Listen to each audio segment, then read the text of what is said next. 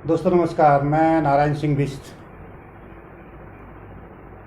मैं आज अपनी सीरीज़ को आगे बढ़ाते हुए असम राइफल का इतिहास और असम राइफल में चल रही गतिविधियाँ, उसके बारे में अधिक से अधिक जानकारी आप लोगों को देने के उद्देश्य से इस सीरीज़ को आगे बढ़ाने जा रहा हूँ। लेकिन सीरीज़ को आगे बढ़ाने से पहले आज मेरा विशेष वीडियो जो आप लोगों के लिए है, मैं आपको बताऊँगा कि असम राइफल कितनी महान सेना है, जो भारत देश की एकमात्र ऐसी महान सेना है जो घर जाने के बाद भी हमें याद आती है। जैसे आप सबको मालूम है कि 1835 में जन्मे इस बल को आज 21वीं सदी में भी किस प्रकार से उपेक्षा का शिकार होना पड़ रहा है, बावजूद उसके असम राइफल की अपनी गरिमा, असम राइफल सिपाहियों की अपनी गरिमा बनी हुई है। कुछ लोग इसे पुलिस की संज्ञा देते हैं और कुछ लोग इसे सेना की तरह इस्तेमाल करते हैं, यानी कि सरकार भी इसे सेना की तरह ही इस्तेमाल करती है। और यही कारण है कि आज असम राइफल हाशिए पर है, क्योंकि उसका जो खान पान, रहन सहन, पे, पेंशन इत्यादि सुविधाएं हैं वो हैं गृह मंत्रालय के पुलिस की तर्ज पर। लेकिन जो उसका काम करने का तरीका, लड़ाई लड़ने का तरीका, ट्रेनिंग का तरीका, डिसिप्लिन, अनुशासन का तरीका है, वो है सेना की तर्ज पर। असम राइफल ने, सबको पता होना चाहिए, मैं पहले भी अपने कुछ सीरीज में बता चुका हूँ कि असम राइफल ने फर्स्ट वर्ल्ड वार में, उससे पहले भी नॉर्थ ईस्ट के को कंट्रोल करने में किस प्रकार से अपनी सेवाएं दे रही। मैं इस सीरीज़ को आगे बढ़ाने से पहले आप सब लोगों को यह बता देना चाहता हूँ, आज जो असम राइफल उपेक्षा का शिकार है उसका जिम्मेदार सिर्फ सरकार ही नहीं है, उसके जिम्मेदार वो सरकारी अफसर ज़्यादा हैं जिन्होंने सरकार तथा सरकारी अफसरों को, यानी कि मंत्रालयों में जो लोग बैठते हैं, जो ब्यूरोक्रेट्स बैठते हैं, उन्हें असम राइफल के सिपाही और उनके कार्य शैली, कार्य प्रणाली के बारे में सही जानकारी नहीं दी। उन्होंने सरकारी ब्यूरोक्रेट्स को सही जानकारी इसलिए नहीं दी, मुझे लगता है, जो क्योंकि वो अल्प समय के लिए आते हैं। उनका ध्यान असम राइफल के जवान के वेलफेयर के बारे में या असम राइफल के इतिहास के बारे में कम जाता है, ज़्यादा उनका ध्यान रहता है अपना सेटलमेंट के बारे में।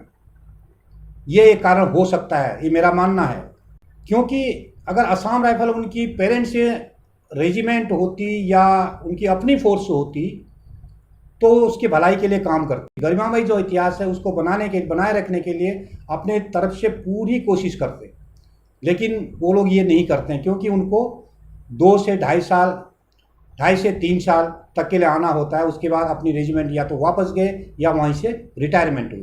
अगर उन्होंने इसके भलाई के लिए काम किया होता, जो अधिकारी यहाँ पर शीर्ष नेतृत्व में आते हैं असम राइफल में, अगर उन्होंने असम राइफल की भलाई के लिए कार्य किया होता तो आज असम राइफल सेना की ड्यूटी करने के बाद पुलिस के मानदेय में सीमित नहीं होती। अगर असम राइफल से संबंध बनाने वाले सैन्य अधिकारियों ने असम राइफल के प्रति कुछ भी काम किया होता तो तीसरे वेतन आयोग के बाद असम राइफल के साथ हुए भेदभाव, जो उन्हें सेना की तर्ज पर इस्तेमाल कर पुलिस के मानदेय में उन्हें डाल दिया गया, जब ये हुआ था उस समय उन्हें तुरंत कदम उठाना चाहिए था। नहीं, ये तो सेना की तर्ज पर काम करती है, ये जो मानदेय आप दे रहे हैं, जिस स्लैब में आप इसको डाल रहे हैं, वो गलत है। लेकिन उन्होंने ये नहीं किया, इसीलिए असम राइफल पे, पेंशन और अन्य सुविधाओं के लिए वंचित रहेगी, क्योंकि उसको पे और पेंशन जो अन्य सुविधाएं हैं पुलिस की तर्ज पर दी जाती हैं, और उसका काम जो है, उसे जो कार्य कराया जाता है वो सेना की तर्ज पर कराया जाता है और सेना के अधिकारियों से ही उनसे काम लिया जाता है। ये सरकार को सोचने की ज़रूरत है। इस असम राइफल में आने वाले कोई भी अहदेदार, जो भी उच्च अधिकारी बन के आते हैं, अगर उन्हें थोड़ा कुछ जवानों के प्रति सोचा होता, कुछ भी सोचा होता, तो 2022 से असम राइफल में सेना में मेडल बंद कर दिया गया। चाहे कहीं से भी हुआ, चाहे कोई गलती हुई या सही हुआ, जो भी हुआ, तो उसे गंभीरता से लेते हुए उन्होंने वहाँ उसके बारे में बात करनी चाहिए थी, दिल्ली में बात करनी चाहिए थी। उनको ये बताना चाहिए था, सर ये तो ऐसा ऐसा होना चाहिए, क्योंकि एक्चुअली ज़मीनी हकीकत सेना अधिकारी जानते हैं, वो दिल्ली में बैठे हुए ब्यूरोक्रेट से नहीं जानते हैं। जो सेना के अधिकारी असम राइफल को कमांड करते हैं, उनको इस बात की जानकारी है कि असम राइफल सिपाही किन विपत्तियों में भी देश की सेवा करता है। लेकिन 2022 से असम राइफल में सेना मेडल देना बंद कर दिया गया, असम राइफल सिपाही को सेना मेडल से वंचित कर दिया गया, उन्हें पुलिस मेडल से सम्मानित किया जा रहा है।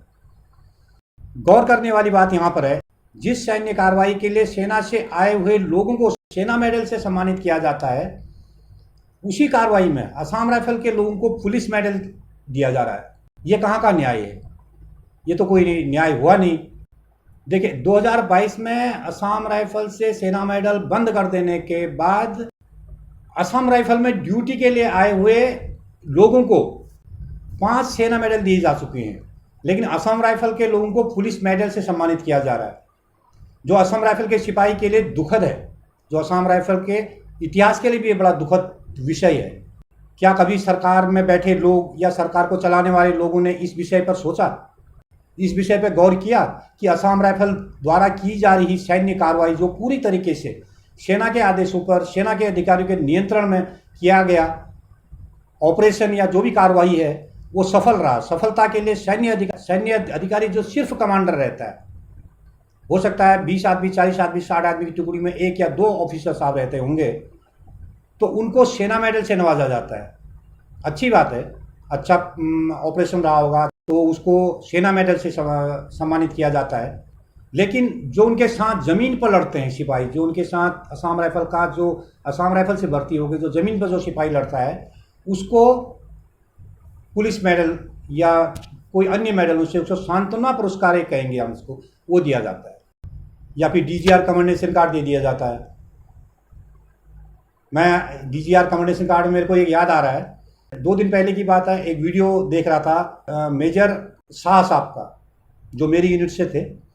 उनको शायद मेरा चेहरा या मैं ध्यान में नहीं रहा हूँगा, क्योंकि मैं एक सिपाही हूँ, 1000 आदमी के ऊपर एक ऑफिसर थे हमारे अली साहब, जो कोहिमा में आए थे। उनका अच्छा रुआब था, अच्छा पर्सनैलिटीज़ थी, टनाटन रहते थे वो, और हमारे ऑफिसों में जो आगे पीछे चलते थे, वो थोड़ा सा हम लोग उससे काफ़ी हंस खुश के रहते थे, खुश मिजाज आदमी थे। खुश मिजाज आदमी अभी भी हैं, मुझे लगता है। उनका वीडियो देख के अपना एक वीडियो वायरल किया है, जिसमें उन्होंने चैनल पर एक वीडियो सार्वजनिक कर डिस्क्रिप्शन पर लिखा हुआ है, Assam rifle is a very lucky to have lieutenant general PC Nair as its DG।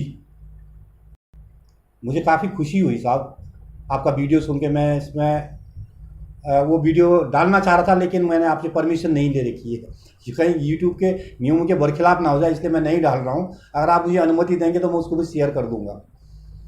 मुझे काफ़ी खुशी हुई जिस प्रकार से आपने असम राइफल के बारे में बताया, मुझे बहुत खुशी हुई। आपने हमारे कंटीजेंट्स जो रिपब्लिक डे में गए थे, वहाँ पर फर्स्ट प्राइज़ लिया था आपने, और हमारे जवानों को, क्योंकि मैं 26 का हूँ, हमारे जवानों के साथ JCO साहब लोगों के साथ काफ़ी घुले मिले थे आप। हालांकि आप शॉर्ट टाइम के लिए रहे, ये भी मुझे मालूम है, कोहिमा में आए थे आप, और आप टाउन कमांडर थे, मुझे सारी कंडीशन मालूम है। क्योंकि आपका वीडियो देख के मुझे बहुत अच्छा लगा कि आपने असम राइफल का गुणगान किया और असम राइफल को एक अव्वल दर्जे की श्रेणी में रखा। सबसे बड़ी बात ये है कि आप घर जाके भी उसको याद करते हैं।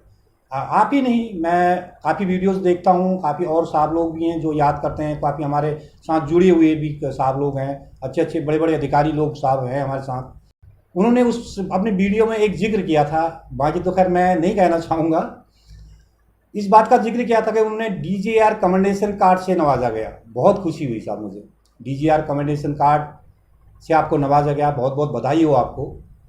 और आप इसी प्रकार असम राइफल के इतिहास के बारे में प्रकाश डालें, उसके सिपाही कैसे रहते हैं, आप ऑपरेशन कोई किए या नहीं, कोई कंपनी में रहे या नहीं, ये तो मैं नहीं बता सकता, लेकिन जो भी आपकी जानकारी हो वो चीज़ भी आपको शेयर करनी चाहिए। किस प्रकार से असम राइफल की ट्रेनिंग होती है, किस प्रकार से उसे नियम लागू होते हैं, किस प्रकार से किसके आदेशों पर असम राइफल काम करती है, पुलिस के लोकल पुलिस की तरह काम करती है, या फिर होम मिनिस्ट्री के आदेश पर काम करती है, या फिर रक्षा विभाग के आदेश पर काम करती है, उसको DC से आदेश मिलते हैं, या उसको कोर से आदेश मिलते हैं, या उसको ब्रिगेड से आदेश मिलते हैं, या उसको कमांड से आदेश मिलते हैं। तो ये भी आप थोड़ा सा अपने वीडियो बनाने से बहुत अच्छा लगेगा मेरे को, और हमारे जवानों को भी, क्योंकि मुझे 26 से मेरे कॉन्टैक्ट में है अभी, तो वो लोग कहते हैं वो साहब अभी भी हमारी तारीफ़ करते हैं। लेकिन मुझे एक चीज़ पर बड़ा अचंभा जैसा हुआ, खैर बाकी तो मैं जानता नहीं साहब इसके बारे में। आपने 18 साल पहले असम राइफल छोड़ दी, जो हमारे वर्तमान DG अभी शायद 1-2 दिन में या 2-4 दिन में सेवानिवृत्त भी हो जाएंगे और असम राइफल के डीजीपी अब नहीं रहेंगे, तो उन्होंने आपको डीजीआर कमेंडेशन कार्ड यानी प्रशंसा पत्र दिया। वो किस हिसाब से दिया, मेरी समझ से तो बहुत परे है। डीजीआर असम राइफल द्वारा director general Assam rifle commendation card यानी कि महानिदेशक असम राइफल प्रशंसा पत्र द्वारा आपको नवाजा गया, बहुत खुशी हुई मेरे को। लेकिन आपने 18 साल पहले असम राइफल छोड़ दी थी, उसके बाद घर जाके भी आपको नवाजा गया। किस बेस पर नवाजा गया ये तो मैं नहीं जानता, लेकिन मुझे खुशी हुई कि असम राइफल कितनी धनी फौज है, कितनी दिलदार फौज है, और जिसका विवरण आपने और आगे बनाना चाहिए। ये मैं आपको रियायत नहीं दूंगा, मैं आपसे रिक्वेस्ट ही करूंगा साहब।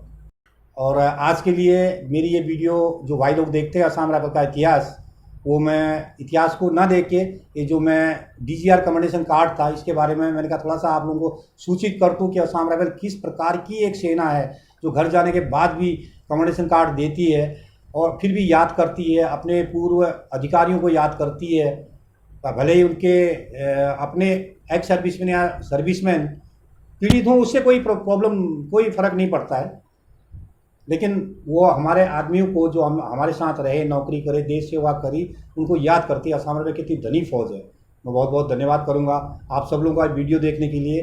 मैं आप लोग से रिक्वेस्ट भी करूंगा कि इस वीडियो को आप शेयर करें अधिक से अधिक, कि लोगों को पता चले हिंदुस्तान में कि असम राइफल एक ऐसी सेना है जो 2 मंत्रालयों के अंदर काम करती है, जिसको खाना पानी गृह मंत्रालय देता है, उससे जो सेवाएं लेता है, देश सेवा करवाता है, वो डिफेंस मंत्रालय या रक्षा मंत्रालय करवाता है। ये लोगों को मालूम होना चाहिए। आज के लिए इतना ही, बाकी वीडियो को देखते रहिएगा।